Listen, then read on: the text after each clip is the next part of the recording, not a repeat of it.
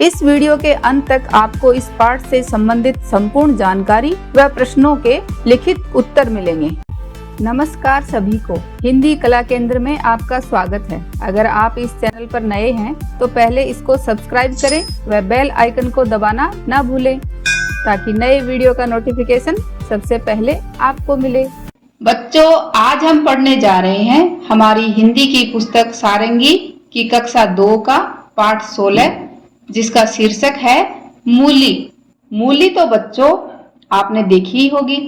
ये देखो, कुछ इस तरह की होती है जो ज्यादातर सर्दियों में आती है और आपने इसको सलाद, सब्जी व पराठे के रूप में जरूर खाया होगा, है ना। ज्यादातर मूली कुछ ऐसी ही होती हैं, लेकिन कभी कभी भूमि ज्यादा उपजाऊ हो या खाद पानी अच्छी तरह से मिल जाए या मूली का बीज कोई उच्च क्वालिटी का हो तो कुछ इस रूप में भी ये बन जाती हैं। ऐसी मूली मैंने भी अपने खेत में एक बार देखी थी। आपने बच्चों ऐसी मूली देखी हो तो कमेंट बॉक्स में लिखकर मुझे बताना। तो आज की हमारी कहानी इस मूली पर ही आधारित है। तो चलिए बच्चों शुरू करते हैं आज की एक कहानी, जिसमें एक मूली के बारे में बताया है कि एक मोटी, तगड़ी व लंबी गहरी मूली बगीचे में उग गई तो उसको निकालने के लिए सबने क्या क्या किया, इसको जानने के लिए शुरू करते हैं आज की ये कहानी। नाना जी ने बगीचे में मूली बोई। नाना जी ने बगीचे में मूली को कहाँ बोया? बगीचे में मूली को किसने बोया? नाना जी ने। मूली से नाना जी बोले, नाना जी ने जब मूली को बोया तो उससे नाना जी बोले, उगो उगो मूली, मजबूत बनो और लंबी हो। तो नाना जी ने क्या कहा मूली को कि मजबूत बनो और लंबी हो। देखते ही देखते थोड़े दिनों में उग आई मोटी और लंबी मूली। अब बारी आई मूली को जमीन से बाहर निकालने की। नाना जी गए उसे निकालने। किसको निकालने? मूली को जमीन से बाहर निकालने गए। खींचते रहे, अपना पूरा जोर लगाया, मगर मूली को बाहर न ला पाए। यानी नाना जी ने अपना पूरा जोर लगा दिया लेकिन मूली को जमीन से बाहर नहीं निकाल पाए क्योंकि मूली मोटी, तगड़ी और लंबी हो गई थी। तो फिर नानी को आवाज लगाई। नाना जी ने किसको आवाज लगाई? नानी को। नानी ने थामा नाना को। थामा का अर्थ है नानी ने नाना जी को पकड़ा और नाना ने थामा मूली को। नाना जी ने किसको पकड़ा? ये देखो मूली को। दोनों ने पूरा जोर लगाया। दोनों ने मिलकर इस मूली को जमीन से बाहर निकालने में पूरा जोर लगाया, मगर मूली को दोनों निकाल न पाए। दोनों मिलकर भी इस मूली को निकाल नहीं पाए। तभी नानी ने नातिन को बुलाया। नातिन कौन होती है? नानी की बेटी की बेटी। नानी ने नातिन को आवाज लगाया। नातिन ने थामा नानी को। ये देखो, नातिन ने नानी को पकड़ा और नानी ने थामा किसको? नाना जी को। और नाना ने थामा मूली को और फिर सबने मिलकर खींचा। मूली को जमीन में से बाहर निकालने के लिए खींचा पूरा जोर लगाकर।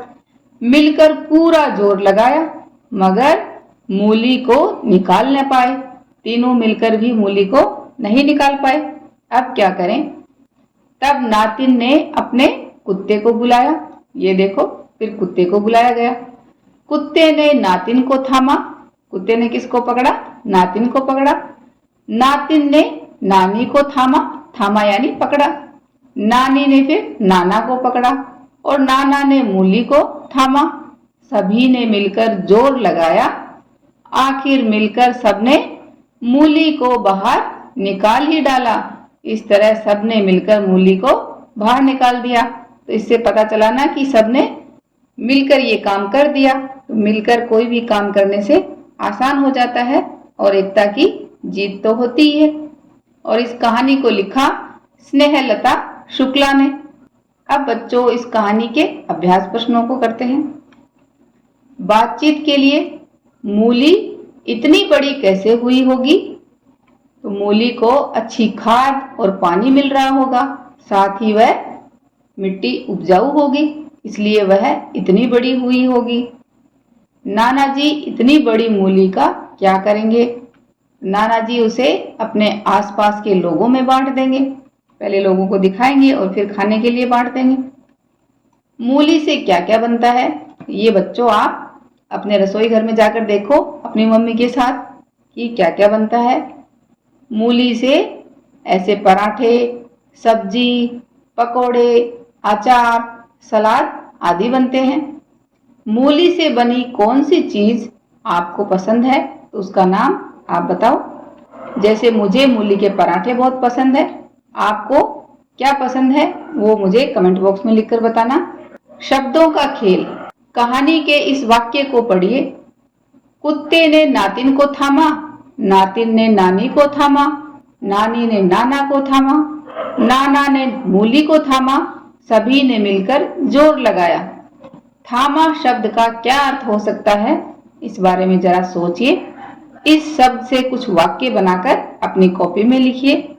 तो इसका अर्थ है पकड़ना। इससे कुछ वाक्य जैसे शादी में दादी माँ ने नवजात शिशु को थामे यानी पकड़े रखा था। ऐसे ही एक वाक्य आप मुझे कमेंट बॉक्स में लिखकर बताना। सोचिए और बताइए। नाना जी ने सभी गांव वालों को दावत पर बुलाया है। मूली के गर्मा गर्म पराठे और ठंडी ठंडी लस्सी बनाने के लिए किन वस्तुओं की आवश्यकता होगी वो आपको यहाँ बताना है। तो मूली के गर्मा गर्म पराठे बनाने के लिए क्या चाहिए?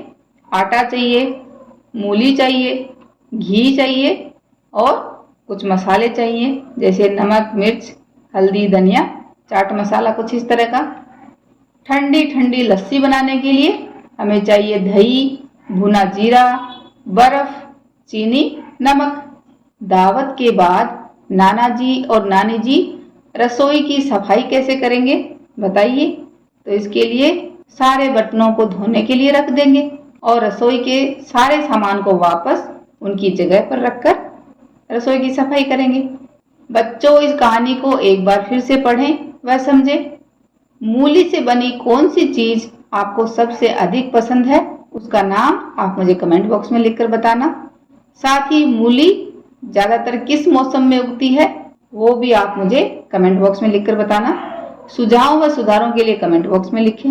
अगर हमारे वीडियो बन ही रहे हैं आपके फेवरेट तो फिर क्यों ना करें इनको लाइक, सब्सक्राइब और रिकमेंड। हमें और बेहतर बनाने के लिए आप कर सकते हैं कमेंट। धन्यवाद।